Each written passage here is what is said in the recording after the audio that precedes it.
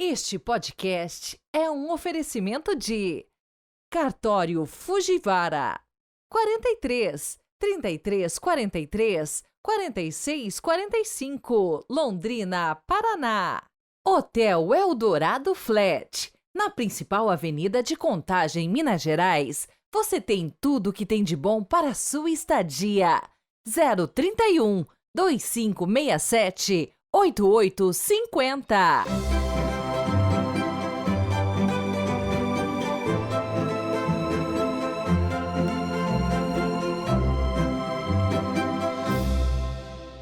Sexta-feira, 12 de janeiro de 2024. Boas-vindas a você que nos acompanha todos os dias por aqui e também você que nos descobriu agora. Venha fazer parte da nossa equipe.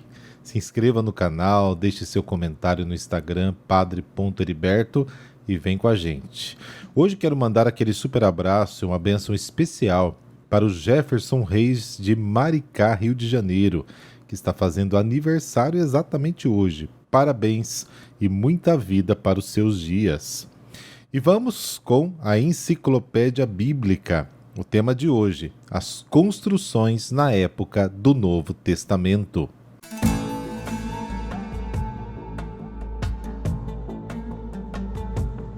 Bom, com a chegada dos gregos e romanos, as cidades começaram a ser mais bem planejadas. As grandes cidades da época do Novo Testamento eram muito diferentes das cidades fortificadas do antigo Israel. Antioquia da Síria, a base de operação de Paulo, tinha ruas largas, algumas pavimentadas com mármore, banhos públicos, teatros, templos, mercados, e era até iluminada de noite. Agora, muitas cidades tinham prédios de vários andares, dispostos ao longo das ruas estreitas. Herodes o Grande reconstruiu Samaria, cujo nome foi mudado para Sebaste, ou seja, Augusta, em homenagem a Augusto. E Cesareia, em estilo romano, com uma rua principal que atravessava o centro da cidade, ladeada de lojas, banhos e teatros, cortada em ângulo reto por pequenas ruas menores. As casas eram construídas em blocos de 4. Os romanos construíram aquedutos para levar água às cidades, construíram banhos públicos e introduziram um sistema de drenagem mais eficiente para eliminar as águas usadas e o esgoto. A vida nas cidades, pelo menos para os ricos, passou a ser bem mais confortável que em épocas anteriores. Mas os pobres e as pessoas dispersas nas aldeias sentiam menos os benefícios dessas mudanças. No tempo de Jesus, a vista mais fascinante de Jerusalém era o grande templo construído por Herodes, com mármore branco e parte das paredes revestida de ouro. O templo atraía peregrinos de todo o mundo do Mediterrâneo, especialmente nas grandes festas religiosas. Na Páscoa, por exemplo, a população da cidade podia atingir até 150 mil pessoas. Alguns falam até de 250 mil. Suas ruas eram cheias de pessoas comprando e vendendo. As lojas e bancas vendiam de tudo, desde artigos de primeira necessidade, como sandálias e roupas, carne, frutas, legumes, até objetos de luxo oferecidos por ourives, joalheiros, comerciantes de seda, de linho, perfumes. Havia 7 mercados diferentes na cidade e 2 dias de feira por semana. Jerusalém tinha também restaurantes e adegas de vinho para as pessoas comuns, e grandes construções como palácios, anfiteatro romano e a fortaleza Antônia. E é isso aí, a partir de sexta-feira que vem vamos começar uma nova série da Enciclopédia Bíblica. Como era a vida nas aldeias? Então, fique ligado. O Evangelho de hoje trata de 2 temas bem misturados. Descreve a cura de um paralítico e fala da discussão que Jesus teve com os doutores da lei e os escribas sobre o perdão dos pecados. Façamos a nossa oração.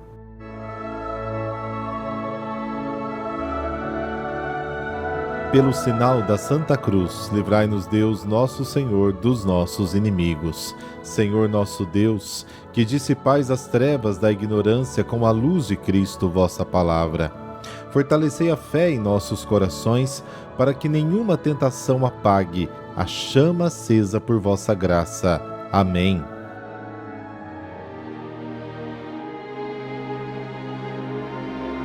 Marcos, capítulo 2, versículos de 1 a 12.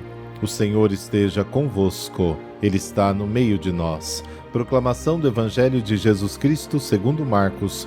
Glória a vós, Senhor. Alguns dias depois, Jesus entrou de novo em Cafarnaum. Logo se espalhou a notícia de que ele estava em casa. E reuniram-se ali tantas pessoas que já não havia lugar, nem mesmo diante da porta. E Jesus anunciava-lhes a palavra. Trouxeram-lhe então um paralítico, carregado por 4 homens. Mas não conseguindo chegar até Jesus por causa da multidão, abriram então o teto, bem em cima do lugar onde ele se encontrava. Por essa abertura desceram a cama em que o paralítico estava deitado. Quando viu a fé daqueles homens, Jesus disse ao paralítico: Filho, os teus pecados estão perdoados. Ora, alguns mestres da lei que estavam ali sentados refletiam em seus corações: como este homem pode falar assim? Ele está blasfemando.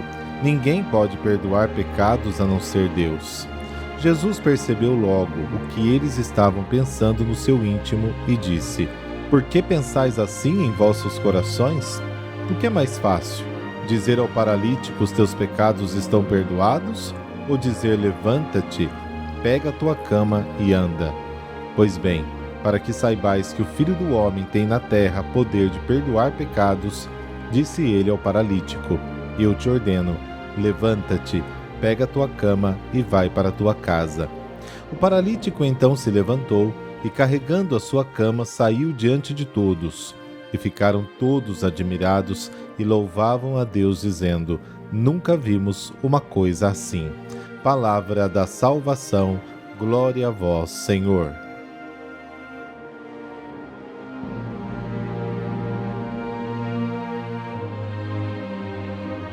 O perdão é um ato tipicamente divino. Perdoar é criar de novo. Pretender perdoar pecados significa atribuir a si mesmo o poder criativo do próprio Deus. Desta afirmação deriva a acusação de blasfêmia dirigida a Jesus.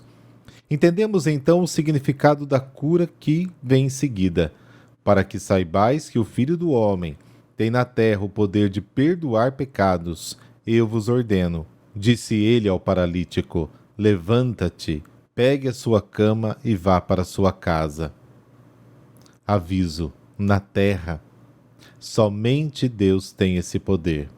Agora, em Jesus, o próprio poder de Deus está presente entre os homens, à sua disposição, como força eficaz de salvação.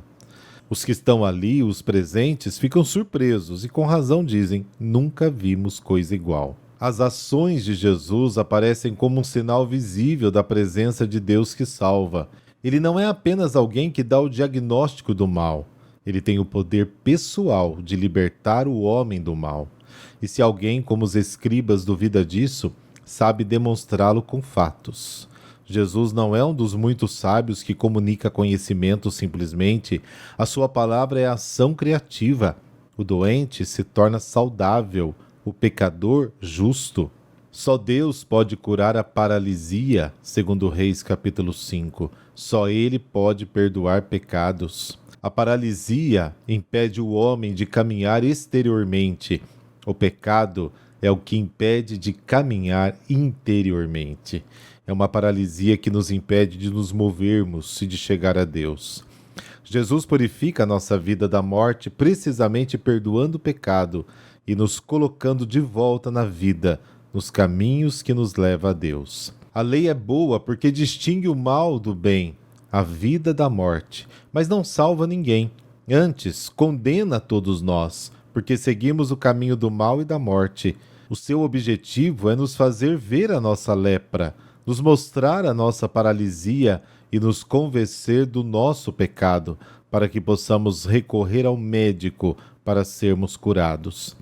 Para nós, a lei é como um mestre que nos conduziu a Cristo, para que fôssemos justificados pela fé, como diz Gálatas capítulo 3. A sua função é indispensável para nos conduzir continuamente ao perdão de Deus. Uma vez lá, a lei cumpriu plenamente a sua função. Cessa quando a graça é alcançada. O Evangelho é a boa notícia de que Deus não é consciência nem lei e é maior que o nosso coração. Ele é puro amor e graça e cuida do nosso mal e da nossa morte. Em vez de nos excluir, toca-nos como tocou o leproso. Em vez de nos condenar, ele nos perdoa como perdoou o paralítico. Assim ele nos cura daquilo que nos impede de caminhar no caminho do bem e da vida. Pode-se dizer que a lei é o diagnóstico do mal e o Evangelho é a sua terapia. Embora diferentes, o diagnóstico e a terapia são necessários. O centro dessa passagem é o perdão dos pecados que nenhuma lei e nenhuma consciência podem conceder. Nessa história, o que está em jogo é a verdadeira imagem de Deus, que é perdão e misericórdia, e a verdadeira imagem de Jesus, que é o Filho do homem que tem o poder de perdoar os pecados e salvar o homem. A igreja é representada como a casa com a porta aberta a todos, no centro da qual está Jesus, para quem todos acorrem.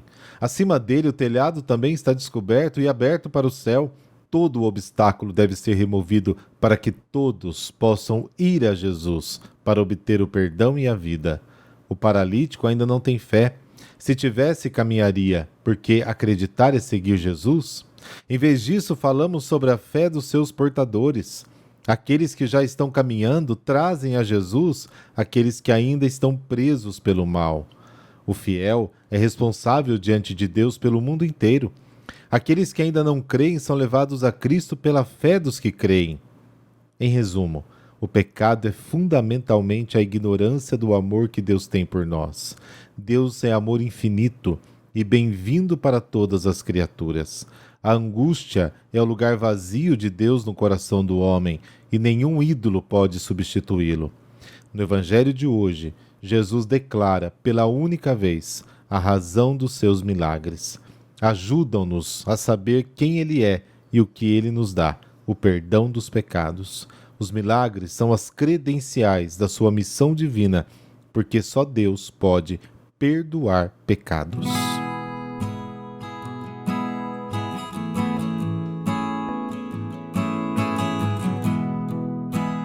Santo Antônio Maria Pucci. Eustáquio nasceu no dia 16 de abril de 1819 em Vernio, Itália, numa fervorosa família de camponeses. Gostava de auxiliar o pai na igreja e participar da missa. Aos 18 anos entrou para o convento dos Servos de Maria, os Servitas, e mudou o nome para Antônio Maria. Sacerdote em 1843, atuou como definidor geral da sua comunidade. Em 1847 foi enviado para a paróquia de Santo André em Viareggio, ali ficando como pároco por 48 anos, até a sua morte. Foi precursor do modo de atuação típico da ação católica, ao criar associações para diversas atividades dos leigos, Companhia de São Luís e a Congregação da Doutrina Cristã para os jovens, Companhia Mariana de Nossa Senhora das Dores para os homens, Congregação das Mães Cristãs para as mulheres, e além de fundar a Congregação Religiosa das Irmãs Auxiliares Servas de Maria, as Manteladas de Viareggio, direcionadas para a educação dos adolescentes e assistência das crianças enfermas. Não guardava nada para si próprio, nem mesmo roupas. Apesar da intensa atividade caritativa, rezava sem descuido, e de tal modo que muitas vezes os paroquianos o viam em êxtase, ficando suspenso ou caminhando sem pôr os pés no chão. Em 2 epidemias de cólera, nos anos de 1854 e 1892, Padre Antônio cuidava pessoalmente dos doentes. Na última, contraiu uma pneumonia fulminante ao sair da casa de um deles numa noite fria e tempestuosa, e morreu no dia 12 de janeiro. O pastor, o bom pastor, deve conhecer e dar a vida pelas suas ovelhas.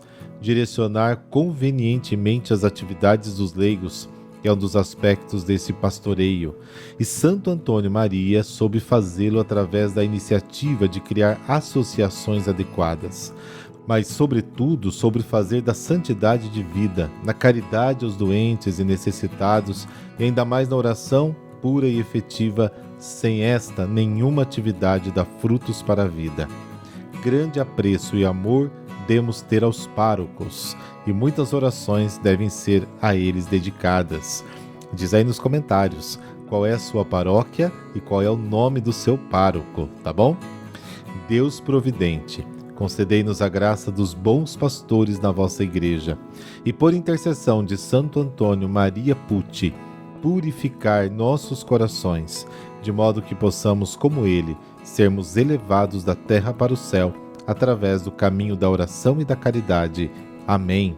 Abençoe-vos o Deus Todo-Poderoso, Pai, Filho, Espírito Santo. Amém. Bom final de semana para você e para toda a sua família. Até amanhã.